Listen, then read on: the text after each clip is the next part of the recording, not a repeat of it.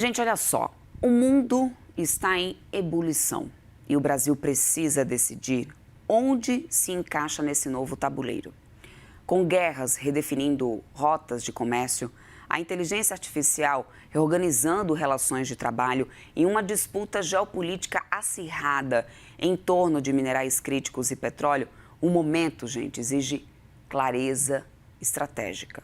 Mas o país ainda tenta definir o tom quando tenta seduzir investidores estrangeiros. E quem avalia esse cenário de dentro é Marco Castro, CEO da PwC Brasil, uma das maiores consultorias do mundo. O executivo deu uma entrevista exclusiva ao nosso apresentador Márcio Gomes durante a Brasil Week, onde empresários discutem os desafios da economia, dos investimentos e da política.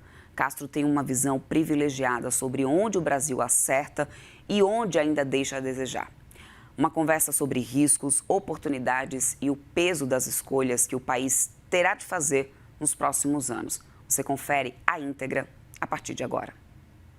Nós recebemos agora aqui no estúdio da CNN Internacional Marco Castro. Ele é CEO da PwC Brasil. Marco, é um prazer ter você com a gente na programação da CNN Brasil e também do CNN Money. É uma honra, uma satisfação estar aqui com vocês, Márcio. Muito obrigado. Muito obrigado.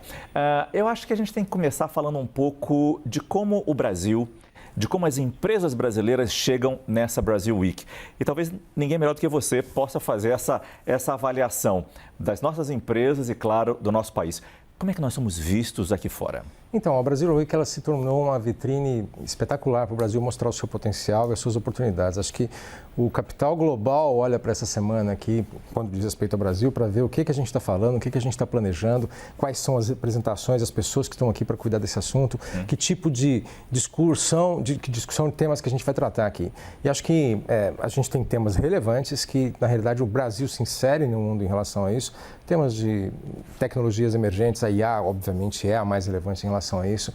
Temas geopolíticos acabam afetando o Brasil, a gente vê toda essa crise que acontece em vários lugares do mundo, afetando produtos, insumos que a gente tem. Então, eu acho que esse é o momento para essa discussão e a gente tem, de fato, a cada ano que passa, você percebe que ganha mais potência e relevância essas conversas, essas discussões aqui com os grandes bancos, com os grandes investidores. Mas a gente poderia estar, digamos, chegando melhor aqui nessa semana, se tivéssemos feito as reformas que ainda faltam, se tivéssemos investindo mais em pessoas, em educação, se a gente estivesse apostando mais em tecnologia, em produtividade, o Brasil estaria melhor, a gente poderia ter melhores resultados nessa apresentação que fazemos aqui em Nova York. Márcio, todos os pontos que você tocou são extremamente relevantes para o Brasil e a gente pode estar performando melhor em todos eles. Eu acho que existe quando você fala de reformas, a gente tem uma série de reformas que foram feitas no passado recente, mas a gente precisa se acostumar que essas reformas têm que ser revisitadas de tempos em tempos. Até porque o mundo, a sua configuração toda muda, os resultados que a gente está esperando, eles mudam, então precisa visitar. A gente tem a reforma tributária, que é extremamente relevante, que está agora no Brasil em andamento, mas que tem um período de transição longo e que requer investimentos, requer reposicionamento. Então, é na direção correta, é na direção positiva, mas precisa ser olhado o tempo todo para ver o que mais que precisa ser feito. Quando você olha o Brasil em perspectiva, comparado com si próprio, ele está muito melhor hoje do que há anos anteriores. Mas o problema é que a gente precisa se comparar com o mundo. A gente está competindo numa arena global e a gente tem outros lugares que estão disputando o mesmo capital e investimento que a gente está disputando. Você falou de educação, de formação de pessoas. Isso é algo que a gente precisa trabalhar duramente. A gente precisa melhorar a qualificação das nossas pessoas, especialmente quando você está num ambiente que requer uma qualificação muito sofisticada, quando você fala de novas tecnologias. E a gente tem um campo enorme para isso. Eu estou destacando aqui os aspectos mais complexos, apesar de ter muita coisa boa, positiva, que é o que a gente deve mostrar nessa semana. Mas não adianta nada se não houver uma coordenação melhor entre o setor público e privado para garantir que isso se estabiliza e vai na direção correta. Vamos aprofundar um pouco nesses temas, mas primeiro, já que você falou das reformas, o quanto que a gente está conseguindo realmente avançar na reforma tributária, na implementação dela? Você mesmo disse, vai ser um longo período pela frente ainda. A gente está indo no caminho certo nesse longo período? Eu acho que a gente está indo no caminho certo, eu entendo. E quando você faz um pequeno retrospecto, acho que muitas empresas adiaram um pouco os seus processos, mas chegou uma hora que o prazo não foi alterado, elas tiveram que começar a correr atrás. E agora acho que todos estão conscientes de que essa transição tem datas específicas, tem movimentos importantes, e acho que isso vai ajudar todo mundo a repensar seus posicionamentos. Eu acho que existe uma uma oportunidade muito boa para aqueles que investirem na tecnologia certa. Ela não é um tema apenas tributário e jurídico. Ela envolve a mudança de negócio, ela envolve as plataformas que são usadas, a tecnologia. Porque muitas decisões no passado para o ambiente de negócio brasileiro foram tomadas em função de benefícios que foram dados, de oportunidades que foram criadas em determinadas regiões. E a reforma tributária veio trazer um novo equilíbrio nesse panorama para que a gente caminhe numa economia mais atual e mais moderna. A PwC no Brasil existe há mais de 100 anos. 110 a gente celebrou ano passado. 110 anos. É incrível ter uma empresa que tenha sobrevivido tanto tempo para falar da maneira mais gentil, na instabilidade que nós somos como país. Pergunto qual é não é o segredo, mas qual o caminho que se segue, qual é a trilha que se tem que tomar para ser tão resiliente a uma realidade que às vezes nos surpreende. Eu acho que isso é marca de cada vez mais dos tempos que a gente vive. Aquela história de você, falando do ponto de vista do indivíduo, você faz uma faculdade, você se forma, vai viver disso até o fim da sua vida, isso não existe mais. As pessoas precisam aprender que a gente está num momento que tem que se requalificar a cada momento, tem que se atualizar em relação a tudo. É a história de você precisa ter um lifelong learning, tem um monte de nomes para isso, mas a ideia é reaprender a cada momento e se atualizar em relação a tudo. Isso vale com isso se adaptar também, desculpa te cortar. E se adaptar, claro, essa adaptabilidade agilidade, inovação é fundamental. Isso também toca as empresas na mesma direção. A gente está vendo aí empresas que começam a sentir de fato e se destacar porque estão fazendo os movimentos corretos, revendo sua estratégia, atualizando em relação aos desafios atuais que a gente tem, ou pela tecnologia, ou por temas geopolíticos, ou pela necessidade do consumidor. Tudo isso evolui, tudo isso muda rapidamente.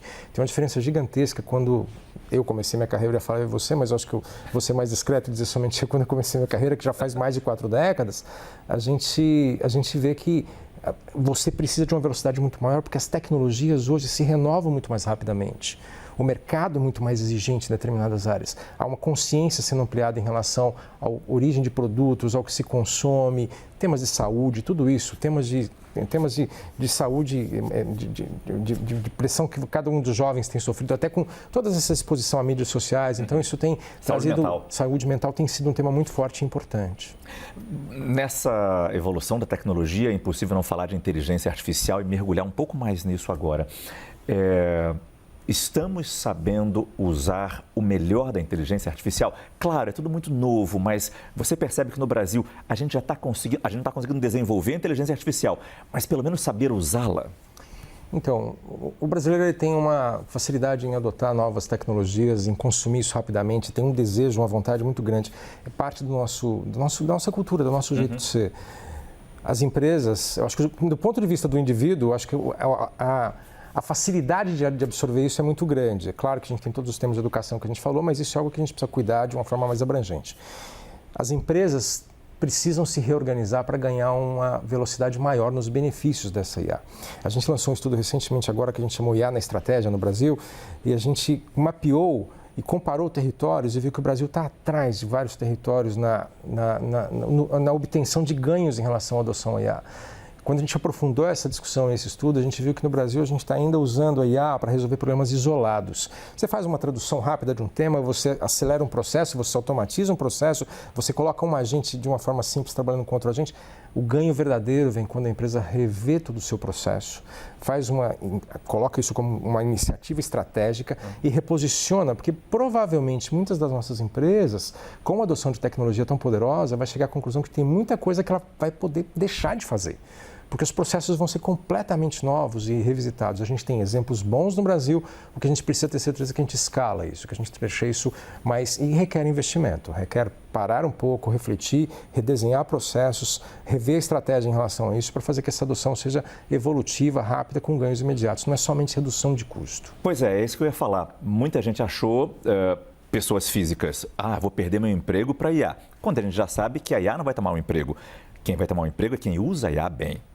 Essa pessoa sim vai roubar o seu emprego. Conta perfeito. Mas para as empresas, muito se falava disso. Eu vou poder economizar. Ainda se tem essa cabeça no Brasil? Então, a gente ainda está com essa mentalidade de forma abrangente. A gente tem players, a gente tem empresas que estão liderando esse processo no mundo mais representativas, e no Brasil a gente tem algumas delas, que observaram que a IA não é um tema de redução de custo isoladamente, e sim de criação de novas oportunidades. Lembra que eu falei de redesenhar processo, rever estratégia? Tem empresas no Brasil que já começam a reportar ganhos em novas em novas áreas que ela não explorava porque ela adotou a tecnologia e permitiu que ela entrasse em outros ambientes que ela não competia, em outras áreas de negócio que estavam adjacentes ou que tinham complementariedade ao que ela faz. E a gente vê alguns casos, o setor financeiro tem alguns exemplos, o varejo tem outros, a gente vê que tem alguns motores importantes que estão evoluindo nessa direção. E qual a falta que faz da gente não ser desenvolvedor dessa tecnologia? Eu acho que isso nos coloca na necessidade de entender melhor, correr atrás, porque a gente, no momento, infelizmente, a gente não está na vanguarda do desenvolvimento disso. A gente tem empresas, a gente é muito bom em tecnologia no Brasil, a gente sabe que o setor financeiro, até pelos problemas passados que tivemos, ele é muito sofisticado, muito desenvolvido, então ele é um dos setores que lidera a adoção disso, mas a gente tem outros setores, como de energia, como o agro, que têm adotado essa tecnologia.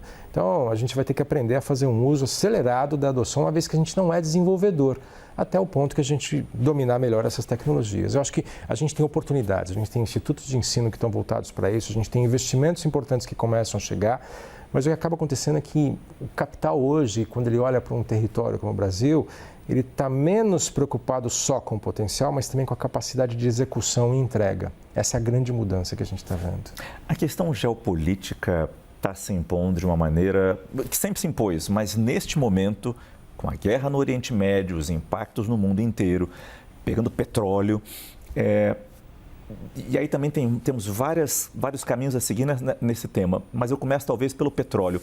O quanto essa guerra pode vir a acelerar uma mudança que já está em implementação em busca de energias renováveis, um investimento mais sério, percebendo o quão dependentes ainda somos de petróleo? Eu acho que o tema de descarbonização é um tema relevante para a gente falar e ele está presente em várias das conversas aqui essa semana, sustentabilidade, descarbonização. O tema de clima em geral, né? Eu acho que é uma pauta irreversível, a gente acredita nisso e a gente vê uma série de empresas que estão procurando oportunidades para ganhar uma plataforma sustentável quando elas olham para médio e longo prazo nessa direção. É óbvio que a gente sempre vai ter aquele conflito do curto prazo, em que as empresas vão estar ali tentando tirar proveito do que está mais emergente, mais disponível naquele momento. Mas eu acho que essa pauta é uma pauta irreversível e é daí que vem as grandes vantagens do Brasil. O Brasil tem um sistema de energia que é muito favorável a isso. A gente tem o tema climático, a gente pode ser um líder nessa transformação. A gente sabe que isso é fundamental, a gente sabe que o Brasil é o celeiro de alimentação para o mundo. E aí o que acaba acontecendo é que a gente precisa levar isso para frente, a gente precisa investir nisso com esse olhar e lembrar que o mundo está torcendo para o Brasil dar certo. Quando você olha em onde você vai alocar capital, o Brasil tem um monte de oportunidades importantes para isso e garante uma estabilidade maior no retorno de longo prazo. Então, falta a gente ajustar alguns temas na nossa lição de casa. Mas a gente está conseguindo mostrar isso, porque potencial a gente sabe que tem há muito tempo. Tivemos a COP no ano passado, talvez não tenha sido o melhor resultado, não apenas por causa do Brasil, mas a gente sabe por causa da realidade. Mas até que ponto a gente consegue atrair esse capital tão interessado em aportar, em chegar neste novo momento? Você sabe que o capital está cada vez mais exigente, né? O investidor está cada vez mais exigente. Ele tem um olhar muito clínico para essas coisas. A gente tem uma pesquisa que a gente faz, esse ano foi a 29ª, e a grande vantagem dessa pesquisa é a série histórica dela, 29 anos fazendo a pesquisa, com CEOs pelo mundo, ela é sempre lançada em Davos, e esse ano mostra que o Brasil, ele aumentou 50% na atratividade de investimento dos interessados. Ainda pequeno percentual, era 4%, foi para 6%. O Brasil melhorou de posição, ele já esteve entre as 10 economias mais preferidas para investimento no passado. Já chegou para a 3ª posição. Ele hoje está na 13ª, melhorando em relação ao anterior que estava na 14ª. Então a gente vê, agora a gente precisa de fato fazer os ajustes necessários. E aí a gente fala de taxa de juros, é um tema importante, a gente fala de regulação, é um tema importante, a gente fala de execução e mostrar a entrega verdadeira de resultados. A gente tem um monte de gente que aposta. O Brasil ainda é um destino de capital estrangeiro relevante. O Foreign Direct Investment no Brasil é relevante. A gente está sempre entre a 3ª e a 4ª posição no mundo. Então, tem gente que já está instalada no Brasil, que acredita no Brasil, que opera, que conhece os caminhos.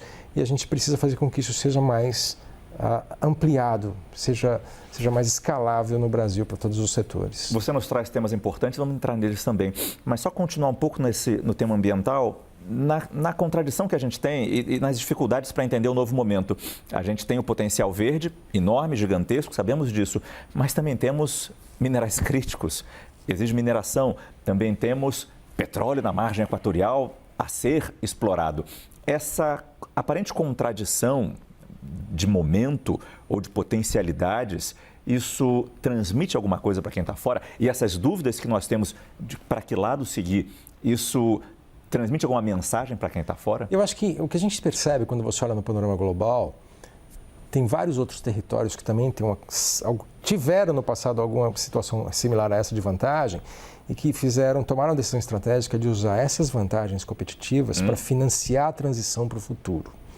Então, ter o petróleo hoje é uma grande vantagem para o Brasil. Explorá-lo de forma criteriosa, de forma correta, pode ser o funding que a gente precisa, a oportunidade que a gente precisa para financiar e investir massivamente numa educação melhor, numa preparação do país para as grandes tecnologias que virão. Você citou minerais críticos, a gente tem um privilégio enorme de estar sentado em cima disso, mas a gente precisa da tecnologia para poder operar com isso. Então, existe, e de fato é uma questão negocial que precisa ser levada em conta. A gente não pode simplesmente deixar exportar esses minerais críticos e não ficar com nada em troca disso. A gente precisa trazer essa tecnologia para o Brasil para justamente a gente começar a ter propriedade e controle sobre isso. É uma questão negocial que eu acho que é importante e eu vejo que tem uma oportunidade enorme em relação a isso. A gente tem empresas extremamente competentes, a gente tem executivos importantes, a gente tem políticos que olham para isso com a seriedade que precisa. Então, eu sou um otimista naturalmente, eu adoro o nosso país, trabalho em benefício disso tudo o tempo todo quando posso, pela plataforma internacional que eu represento. Então, acho que a gente tem que continuar otimista, esperançoso em relação a isso. E nesse ponto do otimismo, em relação aos minerais críticos, a gente teve quase que um trabalho em conjunto com o Congresso Nacional, que acabou de passar o projeto de lei dos minerais críticos na véspera desta semana de Nova York, numa conversa muito aberta com Donald Trump, quando Lula esteve lá, o presidente Lula esteve aqui em Washington conversando com o presidente americano. Essa sinalização que o nosso Congresso dá também ajuda, acho que nessa imagem que nós transmitimos, pelo menos nesse ponto, nesse quesito. Não tenho dúvida. Todo o esforço tem que ir nessa mesma direção. A gente sabe que a gente está no ano eleitoral, a gente sabe quão pressionados seremos em relação a tudo isso no nosso país, mas eu acho que cada vez mais eu percebo que o setor privado tem olhado e achado caminhos, independentemente de qual bandeira política que a gente vai ter privilegiada em uma eleição. Nossa história é muito maior do que simplesmente um mandato.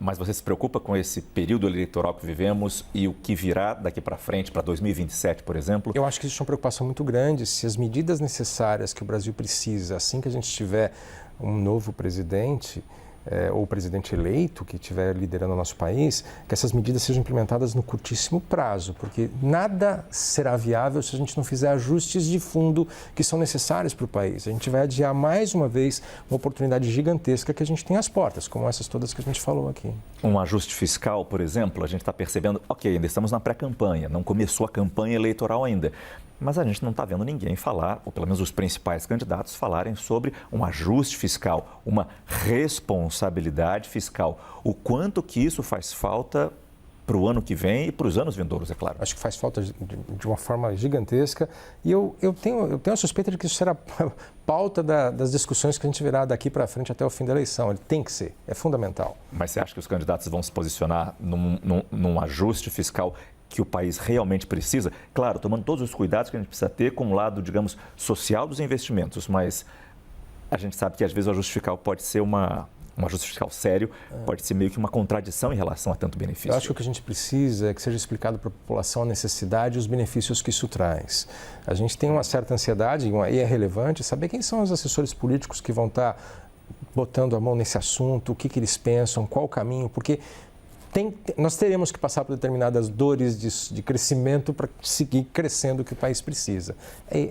Isso é inegociável, isso é fundamental.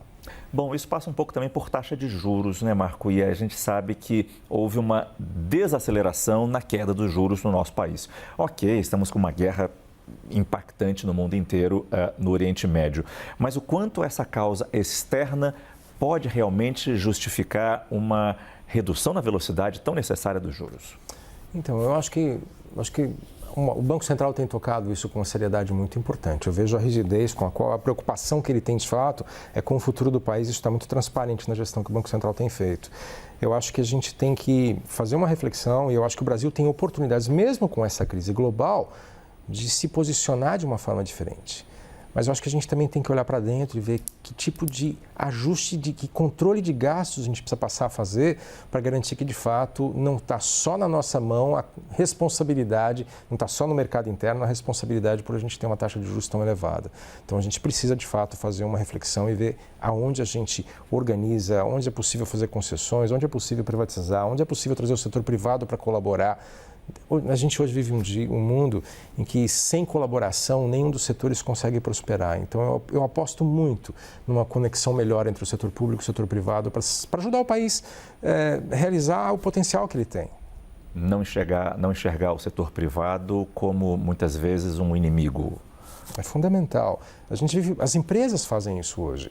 As empresas hoje concorrem nos seus mercados, mas em determinados momentos fazem alianças, inclusive com seus competidores, para poder achar uma solução melhor para um entrave que eles têm. Isso é muito comum. Hoje, a gente está num momento de colaboração no setor privado que eu nunca vi antes. E eu acho que a gente precisa trazer isso para a nossa sociedade em geral. Quando você fala que a crise global exige posicionamentos diferentes e a gente está, nesta semana, daqui a alguns dias, Donald Trump vai à China se encontrar com Xi Jinping. Até que ponto, e nós estamos nos Estados Unidos naturalmente, mas até que ponto o nosso foco tem que ser tanto Estados Unidos ou quanto estamos abertos a todo o potencial que a China já está apresentando? Eu acho que o Brasil está numa situação extremamente privilegiada quando você fala do tabuleiro geopolítico. A gente tem um acordo que a gente acabou de dar passos relevantes com a Europa. A gente tem conexões longevas a esse momento com a China. A China hoje é um grande investidor do Brasil, é para onde a gente tem uma conexão comercial muito, muito importante. Estados Unidos sempre foi uma referência para uma série de setores do que a gente faz. Eu acho que a gente tem um papel de liderança na América Latina que a gente precisa cada vez mais fortalecer. E eu acho que a gente tem condição de negociar com todos eles. A gente não tem questões conflituosas com nenhum desses países. A gente não tem diferenças, nós não temos a aceitação que o brasileiro tem para as religiões, para as crenças, para as raças, para tudo isso. Isso é fundamental e nos posiciona de uma forma muito privilegiada, a gente sabendo fazer isso, com os bons políticos e embaixadores que a gente tem. Nosso Itamaraty sempre foi lembrado pela capacidade que tem de negociar e achar common ground com todo mundo. Isso é muito importante. Esses movimentos erráticos que a gente vê de Donald Trump contribuem para esse olhar para outros lados? Eu acho que contribui. Dificulta no tabuleiro geral, claro, isso, mas acaba que permite o Brasil ficar mais atento ao que tem de oportunidade em outros lugares. E tem muita oportunidade. E a gente está sabendo aproveitar essas oportunidades? Eu acho que a gente tem aprendido a aproveitar essas oportunidades. Eu vejo no setor privado claramente isso acontecendo. Eu vejo que alguns políticos têm um olhar profundo para isso. A gente precisa fazer disso uma prática recorrente. Marco Castro, CEO da PwC Brasil, muito obrigado pela sua entrevista aqui com a gente. Eu agradeço imensamente, um prazer estar aqui com vocês. O prazer foi nosso. Um abraço. Até logo.